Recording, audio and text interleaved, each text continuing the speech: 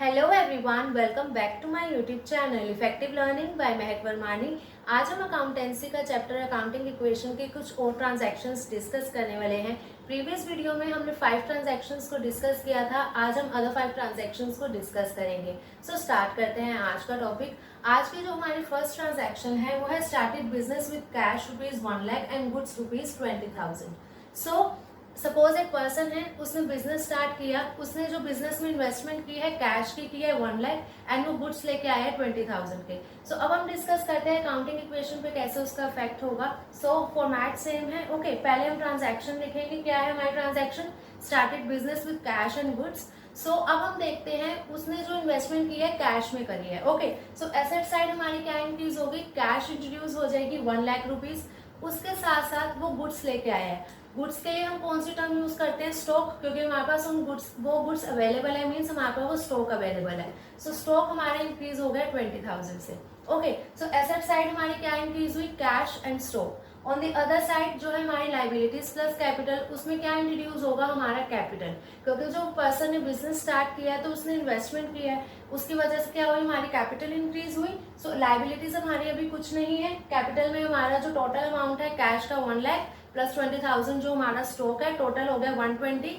सो 1,20,000 हमने यहाँ पे क्या किया? मेंशन कर दिया। नेक्स्ट ट्रांजैक्शन है वो है सोल्ड गुड्स। हमने गुड्स को बेचा। ओके, सो अब जो हमने गुड्स बेचे हैं, गुड्स 10,000 रुपीज के थे, ठीक है। अब वो जो सोल्ड करे गए हैं वो 12,000 में किए गए हैं। सो अगर हम देखें गुड्स थे कितने के? 10,000 रुपीज के। ओके, सो हमने जो हमारी नेक्स्ट ट्रांजैक्शन है वो है सोल्ड गुड्स। हमने गुड्स को बेचा। ओके, सो अब जो हमने गुड्स बेचे हैं, जो उसकी स्टॉक की वैल्यू थी, ओके, वो स्टॉक की वैल्यू क्या होगी? 10,000 रुपीज, ठीक है। सो जो हमारा स्टॉक 20,000 रुपीज था, उसमें से क्या होगा? 10,000 हम रिड्यूस कर देंगे, क्योंकि 10,000 के जो स्टॉक था हमारे पास गुड्स थे वो हमने बेच दिए। एंड बेचे किस अमाउंट में? हमने 12,000 रुपीज में। जो 12,000 रुपीज है हमारे पास कैश आई है। ओके, सो एसेट साइड में क्या होगा? हमारी कैश इंक्रीज हो जाएगी। पहले हमारी थी 1 lakh rupees. Okay, next transaction में जब हमने गुड्स को बेचा तो हमारे पास 12,000 रुपीज आए, तो हमने 12,000 क्या कर दी? कैश इंक्रीज कर दी। ओके, एंड यहाँ पे हमने जो स्टॉक, हमने जो गुड्स बेचे हैं वो 10,000 की उसकी कॉस्ट थी, तो हमने 10,000 रुपीज माइनस कर दिए। ओके, सो अब ये तो हुई एसेट साइड की बात। अब हम देखते हैं उसका इस साइड पे क्या इफेक्ट रहेगा। अब यहाँ पर क्या था? उसने गुड्स सोल्ड करे हैं, कैश हमारे पास आई, गुड्स चले गए। ओके, लाइबिलिटी तो कुछ ना ही इंक्रीज हुई ना ही डिक्रीज हुई, ठीक है। बट जो हमारा कैपिटल था, अब हमारे पास जो गुड्स थे वो 10,000 के थे, हमने बेचे 12,000 के। जो 2,000 रुपीज का गैप है वो हमारा क्या है? प्रॉफिट है, क्योंकि जो 10,000 के गुड्स थे हमने उसको महंगा बेचा, मीन्स 12,000 का बेचा हमने प्रॉफिट ऐड करके। सो जो 2,000 रुपीज है वो हमारा क्या हो जाएगा? यहाँ पर कैपिटल इंक्रीज हो जाएगा। सो इस ट्रांजैक्शन में क्या हुआ? यहाँ पर हमारी 12,000 से कैश इंक्रीज हो गई एंड 10,000 से हमारा स्टॉक रिड्यूस हो गया। एंड यहाँ पर जब हमने कैपिटल इंक्रीज किया तो वो हमने 2,000 से किया, क्योंकि हमारा वो क्या था? प्रॉफिट था। तो ऐसा जरूरी नहीं है कि हमारा अगर 12,000 से यहाँ कैश इंट्रोड्यूस हुई है तो यहाँ पर भी कुछ इंक्रीज हो, एंड 10,000 रिड्यूस हुआ है तो यहाँ पे भी कुछ 10,000 का डिक्रीज हो। ओके, हम टोटल इफेक्ट देखेंगे। यहाँ पर हमारे 12,000 कैश इंक्रीज हुई थी, 10,000 तो हमारे रिड्यूस भी हो गए, ठीक है, क्योंकि हमने हमारा जो स्टॉक था वो हमारा कम हो गया। सो अल्टीमेटली हमारी एसेट साइड कितने अमाउंट से बढ़ी है? 2,000 से। ओके, एंड वो 2,000 किसकी वजह से बढ़ा है? क्योंकि वो हमारा क्या था? प्रॉफिट। सो जो यहाँ पर इफेक्ट रहेगा 2,000 का ही आएगा, क्योंकि यहाँ पर हमारी जो एसेट साइड है टोटल इफेक्ट 2,000 का ही था। सो यहाँ पर क्या हुआ? हमारा प्रॉफिट इंक्रीज हो गया, तो हमने कैपिटल में इसका 2,000 रुपीज जो है अमाउंट ऐड कर दिया। ओके, सो हमारी न्यू इक्वेशन क्या बनी? मीन्स अब हमारे पास कितनी एसेट्स अवेलेबल हैं, कितनी हमारे पास लाइबिलिटीज हैं, देखते हैं उसको। ओके, सो यहाँ पर हमारे पास कैश थी 1 लाख एंड उसके बाद आई हमारे पास 12,000 कैश। तो जब हम ऐड करेंगे 1,12,000 हो गया। एंड स्टॉक हमारे पास 20,000 का था, उसके बाद हमने 10,000 का जो स्टॉक है वो बेचा। सो हमारे पास जो कितना अवेलेबल रह गया? 10,000 का। ओके, सो अभी यहाँ पर कुछ मशीनरी की ट्रांजैक्शन है नहीं, आगे आएगी वो डिस्कस करेंगे। अब यहाँ पर हमारी लाइबिलिटीज कुछ इंट्रोड्यूस ही नहीं हुई, तो लाइबिलिटीज हमारी 0 है। कैपिटल हमारा 1,20,000 था, उसके बाद हमारा 2,000 रुपीज ऐड हुआ क्योंकि प्रॉफिट हुआ था हमें, तो हमारा जो एक कैपिटल का अमाउंट है वो है 1,22,000। सो अब हम देखें यहाँ पे हमारा आ रहा है इस साइड 1,22,000, और जब हम एसेट साइड हम ऐड करेंगे 1,12,000 प्लस 10,000 तो हमारा वो भी अमाउंट क्या आएगा 1,22,000। सो हमारी जो इक्वेशन है वो मैच हो रही है, assets is equals to liabilities plus capital.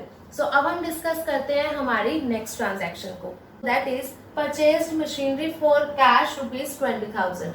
अब क्या हुआ, हमने मशीनरी परचेज करी है 20,000 से। ओके, सो जब हमने मशीनरी परचेज की तो हमारी एसेट्स कौन सी बड़ी, मशीनरी। सो हमने यहाँ पर एक और कॉलम ऐड किया मशीनरी का, एंड उधर हमने क्या करा, जो हमारी नेक्स्ट ट्रांजैक्शन है परचेज मशीनरी, उसमें हमने ऐड कर दिया 20,000 रुपीज, क्योंकि हमने मशीनरी परचेज की है, वो एसेट हमारे पास आई है।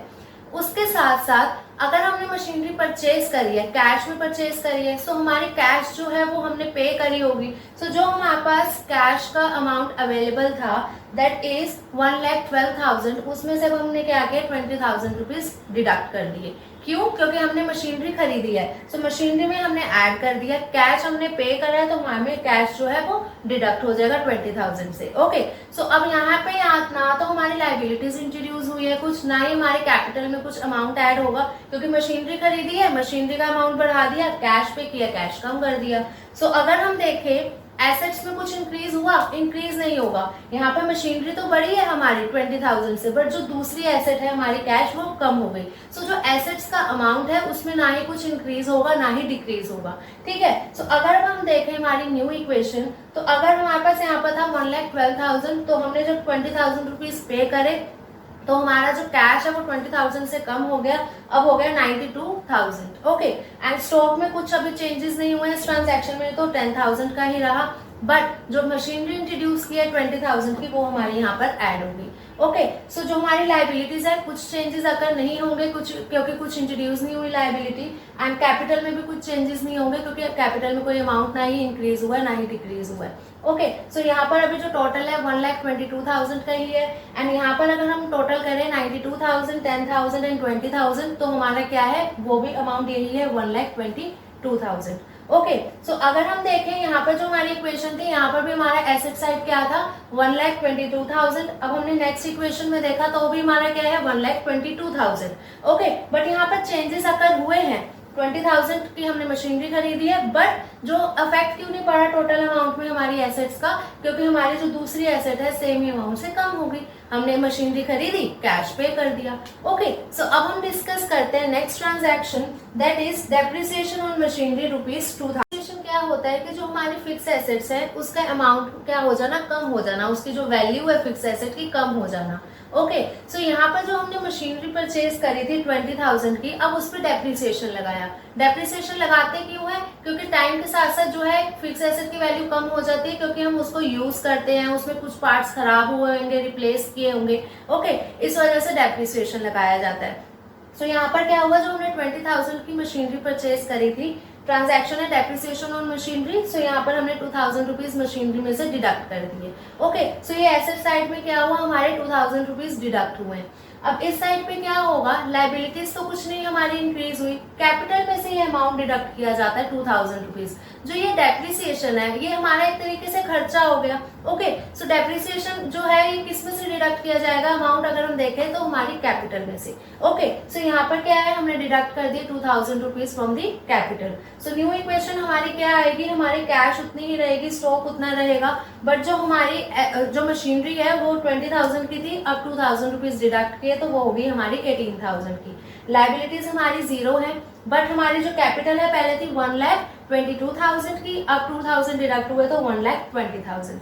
ओके, सो टोटल अगर हम देखें तो यहाँ पर लायबिलिटीज प्लस कैपिटल देखें तो हमारा 1,20,000। अगर हम एसेट्स को प्लस करें 92,000, 10,000 एंड 18,000, तो ये भी हमारा क्या है 1,20,000। सो जो इक्वेशन है वो हमारी मैच हुई। सो आज की जो लास्ट ट्रांजैक्शन है वो है वेजेस आउटस्टैंडिंग रुपीज 200। आउटस्टैंडिंग का मतलब होता है ऐसे एक्सपेंसेस जो हमें अमाउंट पे करना है, अभी हमने किया नहीं है, सो ये हमारी लायबिलिटी होती है। ओके, सो अगर अभी आउटस्टैंडिंग वेजेस है मीन्स अभी हमने वेजेस पे करने हैं। ओके, सो इससे क्या होगा, अभी मैंने आपको कहा जो आउटस्टैंडिंग एक्सपेंसेस होते हैं ये हमारे क्या है, लायबिलिटी है, क्योंकि ये अमाउंट हमें अकाउंटिंग पीरियड में पे करना है। सो हमारी जो लायबिलिटीज है वो क्या हो जाएंगी, इंक्रीज हो जाएंगी 200 रुपीज से। ओके, क्योंकि किससे इंक्रीज होगी लायबिलिटी में, कौन सी लायबिलिटी इंक्रीज हुई है, हमारी आउटस्टैंडिंग एक्सपेंसेस। आउटस्टैंडिंग एक्सपेंसेस इधर कौन से थे, हमारे वेजेस, जो हमारे आउटस्टैंडिंग वेजेस थे। सो हमने यहाँ पर क्या किया, लायबिलिटी जो है हमारी इंक्रीज कर दी 200 से। उसके साथ साथ हम क्या करेंगे, उसका जो अमाउंट है जो भी हमने पे करना है, तो एक तरीके का हमारा ये क्या एक्सपेंस है। सो जो एक्सपेंस है जब हम पे करेंगे तो अल्टीमेटली हमारी जो कैपिटल है वो रिड्यूस हो जाएगी। सो इसलिए हमने क्या किया, यहाँ पे कैपिटल में से 200 रुपीज डिडक्ट कर दिए। सो ये इक्वेशन क्या होगी, एसेट साइड में कोई इंक्रीज नहीं हुआ, कोई डिक्रीज नहीं हुआ, सो अमाउंट वही रहेगा 92,000, 10,000 एंड 18,000। बट जो हमारी लाइबिलिटी साइड है वो इंक्रीज हो गई है, क्योंकि आउटस्टैंडिंग एक्सपेंसेस है 200 के, एंड जो हमारी कैपिटल थी 1,20,000 की, उसमें से हमने 200 डिडक्ट किए, तो हमारे आगे 1,19,800। सो जब हम इस साइड का टोटल करेंगे 1,20,000 आ रहा है, अगर हम इस साइड को प्लस करेंगे एसेट साइड को तो भी हमारा आ रहा है 1,20,000। ओके, सो जो हमारी ये इक्वेशन है वो मैच हुई है। सो आज हमने डिस्कस किए हैं अदर 5 ट्रांजेक्शन। आई होप आपको समझ आया होगा। बट आपने आज जो एक नोटिस की होगी चीज कि अगर हमारी कोई लायबिलिटी है, यहाँ पे हमारी क्या हुई, इंक्रीज हुई, यहाँ पे डिक्रीज हो गई। ओके, एसेट थी हमारी, यहाँ पर इंक्रीज हुई, यहीं पे डिक्रीज हो गई। सो दूसरी साइड अल्टीमेटली कुछ इफेक्ट आता नहीं है, जो हमने स्टार्टिंग में ही डिस्कस किया था जब हमने ये चैप्टर स्टार्ट किया था। सो कुछ एसेट्स हैं, अगर यहाँ पे इंट्रोड्यूस हुई है, वही अमाउंट अगर यहाँ रिड्यूस हो गया, तो यहाँ एसेट साइड में अमाउंट जो है टोटल उस पर कुछ इफेक्ट नहीं हुआ। सो इस साइड भी कुछ इफेक्ट नहीं आता, यहाँ पर जो हमने देखा था मशीनरी के केस में। ओके, और सेम अगर हमारी कुछ लायबिलिटी है इंक्रीज हुई है, उसी अमाउंट से अगर डिक्रीज हो गई है, सो यहाँ पर टोटल अमाउंट में जो कुछ फर्क नहीं आया, इस वजह से एसेट साइड में भी कुछ इंक्रीज नहीं होता। ओके, एक और पॉइंट डिस्कस किया था कि कुछ ट्रांजैक्शंस होते हैं जिससे 2 अकाउंट्स अफेक्ट होते हैं, एंड कुछ ट्रांजैक्शंस ऐसी होती हैं जिससे 2 से ज्यादा अकाउंट्स अफेक्ट होते हैं। सो यहाँ पर जो हमने परचेज करी थी मशीनरी, इससे क्या हुआ था, हमारा मशीनरी अकाउंट इंक्रीज हुआ था क्योंकि परचेज किया। कैश जो अकाउंट है हमारा अल्टीमेटली डिक्रीज हुआ क्योंकि हमने कैश पे किया था। ओके, सो ये क्या हुआ, 2 अकाउंट्स अफेक्ट हुए। ये जो ट्रांजैक्शन थी हमारी सोल्ड गुड्स, या हम बोले started business with cash and goods, तो इधर आप देखोगे 2 से ज्यादा अकाउंट अफेक्ट हुए। यहाँ पर हमारा cash account, stock account and capital account था, एंड इस ट्रांजैक्शन में कैश, स्टॉक एंड वही सिमिलरली कैपिटल अकाउंट था। सो 2 से ज्यादा अकाउंट्स अफेक्ट हुए। सो आज हमने ये डिस्कस कर लिया, आई होप आपको समझ आया होगा। बट अगर फिर भी किसी भी पॉइंट में अगर कुछ डाउट है, कुछ क्वेरी है, तो कमेंट सेक्शन में पूछ लेना।